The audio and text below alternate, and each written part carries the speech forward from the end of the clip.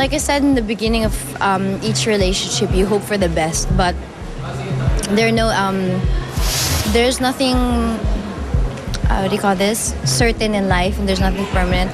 It's always change, and you just have to always get ready for that. And I'm okay naman. Every relationship there's good and bad, and this was something that I didn't really expect to happen. So I apologize to them, for people who were expecting me to be together with Heart still. Heart Evangelista at Daniel Matsunaga nagsalita na tungkol sa hiwalayan nila. After confirming the rumors about their breakup sa kani-kanilang mga Twitter accounts last week, kapwa na nagsalita sina Heart at Daniel sa tunay na kwento sa likod ng kanilang hiwalayan.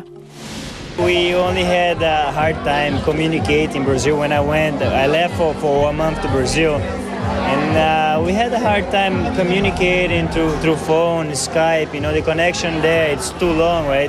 The distance is too big. We spoke, we agreed, that was the best for the relationship. Kasabay nito, nilino ni Daniel ang mga balibalitang isa sa mga dahilan ng tuluyang paghihiwalay nila ni Heart ay ang pagtutol ng mga magulang ng kapuso actress sa relasyon nila.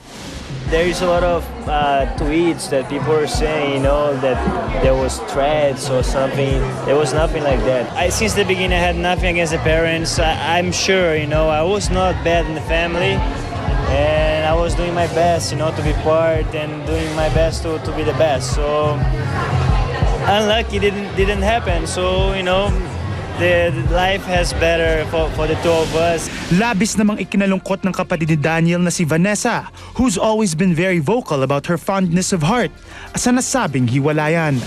The whole family is really sad because Heart became a great part of us, and it's kind of weird thinking of Danielle without Heart. But the most important thing that we can say is they're friends, they're good friends. Sa kabila nito, tila kapwa naman open sina Heart at Daniel sa posibilidad ng pagiging magkaibigan matapos ang mapait nilang hiwalayan. This is growth for everybody, and I wish everybody happiness na siguro, and this will probably be the best for everyone. Yes, we will all be fine, for sure. I've been down this road many times. She's a great person. I have nothing to say against Heart.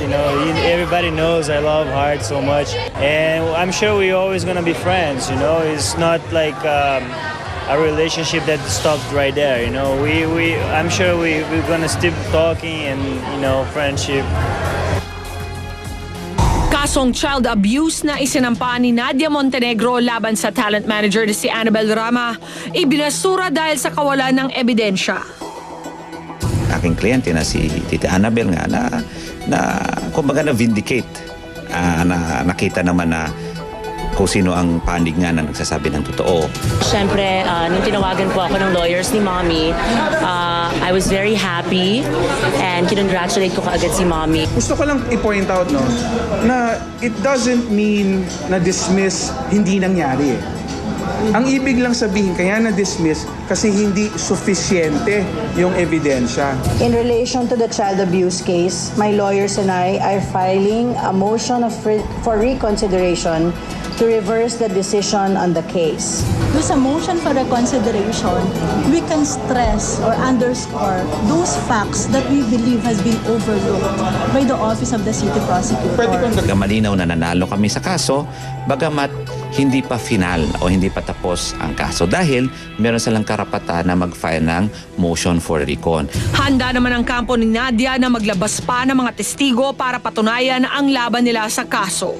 So what we wanted to emphasize is the reason why we cannot produce witnesses is because the witnesses we wanted to produce were scared of her.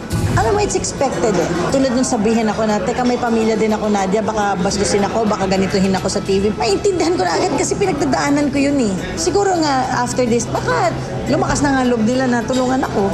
Diba? Sana lumabas na sila lahat. Kasabay ng pagbasura ng child abuse case, tuloy naman ang mga kasong libel, grave oral defamation at unjust vexation na isinampa ni Nadia laban kay Annabel Rama. Hindi ako na-disappoint kasi like what I said from the very beginning naman, ang dami nung mga gusto kong patunayan. Kahit papano yung 14 counts ng libel na yon at yung dalawang unjust vexation, it still proves that what I am saying is true. Kung titingnan po natin ang simulat sa pool, ang pinakaugat ng laban na ito. Ano ba ang ugat na ito? Ito yung sinasabing nag-asunto sila ng child abuse. Kung marami at nalaman natin, nagsanga-sanga na, marami ng ibang asunto na dumating pagkatapos nito, no? Pero parang puno yan. Pag pinutol mo na yung ugat, kahit may mga sanga-sanga pa, unti-unti nang mamamatay yon. Sa likod ng gulong ito, isang magandang bagay ang tila mahirap nang ibalik pa sa dati. Ang pagkakaibigang Nadia at Rufa. Rufa was the first person I ever texted. Nung nagdidesisyon na ako, it took me 4 months to think things over if I was gonna file a case or not. And Rufa, since she was the one closest to me sa Gutierrez family, and she's been my friend from the very beginning, she was. Siyang unang-una kong sinabihan na, Ruf, parang I want the kids na lang to go to school. Rufa, I have problems with Tita Annabel. Can you help me? Wala eh. Siya pa yung unang-una nagmura sa akin. No, I don't think we could ever be friends again. I choose my friends and I want to be surrounded by people who are positive. So being magkaibigan, definitely not. But I don't wish her any harm. I don't wish her any bad things. I wish her the best for her.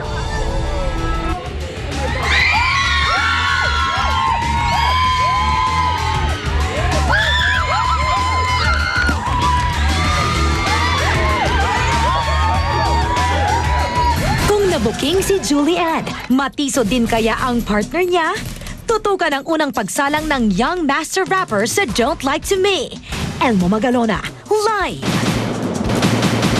Susunod na ang Jessica Sanchez Fever. Report mula mismo sa Hollywood. Exclusive! At sa pagpasok ng award-winning twin star Bea Benene sa silid na ito, anong mga sikreto ang kanyang ilalabas? Hindi naman po bawal na magkagusto ka na parang magsabi ka ng feelings mo sa isang artista. Confessions, susunod na sa Showbiz Central.